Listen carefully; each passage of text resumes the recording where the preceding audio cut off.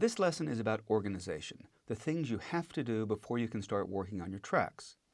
Now, when you finally get your AAF, it's late, of course, your deadline hasn't changed, and you feel an enormous pressure to get started. However, if you don't spend a little bit of time getting things together, making it the way it needs to be, finding the material that you need, you will eventually regret that decision. Everything will go wrong and you'll never work again. So what do you need to do to get started?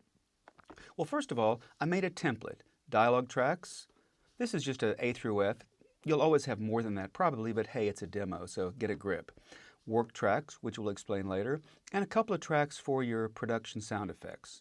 Now into that template, I imported the two AF tracks. Once they're imported, I simply made an in-sync copy up onto your dialogue track. These are the tracks we'll actually work on, not the AAF.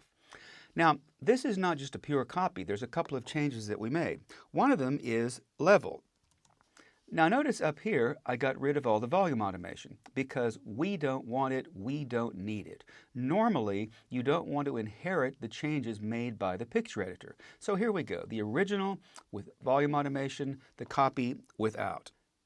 Now we have the basic setup more or less ready to start working. I've added a couple of things though. Notice over here I have a 1 kilohertz minus 20 reference tone, which sounds like that. Now the purpose of this reference tone is twofold. First, when you're monitoring through some sort of analog system, because sooner or later sound has to be analog, you can use this tone to make sure that everything's set correctly.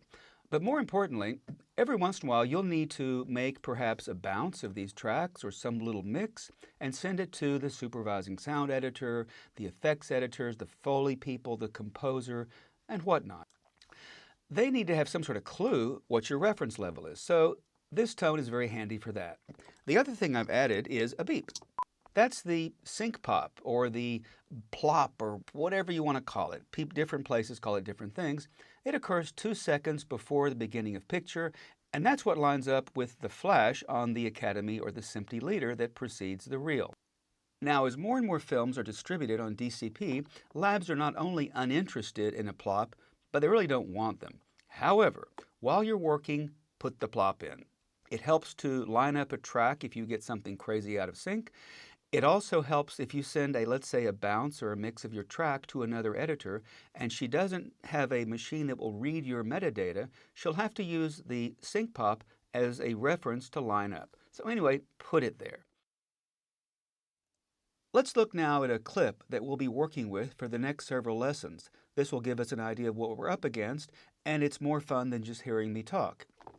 Now this demo is sort of ideal because there's only 2 channels in the AAF, which is extremely unusual, and each clip has only 1 channel. So it's a great way to see some basics about dialogue editing. So let's watch a bit. What are you doing here? Just here reading, that's all. You're trespassing. Excuse me? This is private property here. The property line is just over there.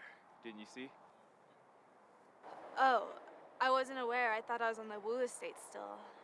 I must have just wandered a bit too far. Are you a friend of hers? I'm her new housekeeper. Oh, so you're the new maid. I prefer the term housekeeper, but yes. That's part of the clip. Now, in truth, even though it's noisy, it's a pretty good recording. There's good voice fidelity and they sound nice. There's one place where he has some distortion, but the primary problem that you'll have in cutting this and in mixing it is the imbalance between the 2 shots. He sounds one way, she sounds another way. What you're hearing is a combination of wind and traffic, which are some of the worst things you can come across because they're just nasty and they're everywhere.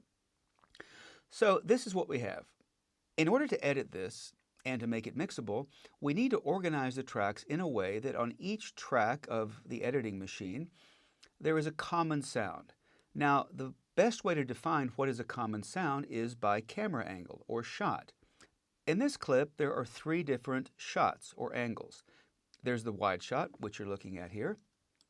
There is his close-up, and there is hers. That's it. Now, it's reasonable to assume that each time we come to her, she's going to sound more or less the same.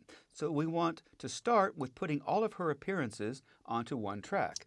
Now, if you look right here, you'll see that she is the B shot. That's 26B, take 3. There she is. Notice that he The property line is just over is there. 26A. So to start with, if you don't know anything about the scene, which at the beginning you never do, let's organize it by shot. So I'm going to get this organized, but not in front of you because it's unbelievably boring to watch somebody move tracks around. But I'll be back in a minute. We're back, and we're more or less organized. Notice what I've done. I've put here's a B, B, B, B, and so forth. Here's an A, and an A, and an A, and so forth. And finally, here is the master shot, which only shows up once. Now, you might have noticed, there are these empty tracks between the A and the B, and between the A and the master shot. Now, there's absolutely no rule about this. You don't have to do this. But I did this for a reason. I noticed when we were screening this clip that her shots from shot to shot sound different. In other words, she might sound one way in one appearance and another way in a different appearance. For example, listen to this. I wasn't aware. I thought I was on the As compared to this. for the term housekeeper, but yes. Notice that, this is a little low in volume, but notice too how this has all this tree rustle and all this traffic, and it's really nasty, whereas this is much smoother. So I want to move this down to this track here, down to dialogue B. And let's see if there's anything else that warrants being exiled like that one. Are you the neighbor? I'm really sorry about This one's pretty nasty too, so let's move it down here. And let's quickly listen to him and see if he has anything that needs to be moved. The line is just over there. Friend of hers? That's a little noisier. Let's see if we get worse. That crazy bitch thinks she owns... All right, for sake of discussion, sorry about the language. For sake of discussion, we'll move this down here. Now, do you have to do this? No, by no means. But it can make the mix easier. So we're basically ready to go. We can now start editing, which we'll do in the next lesson.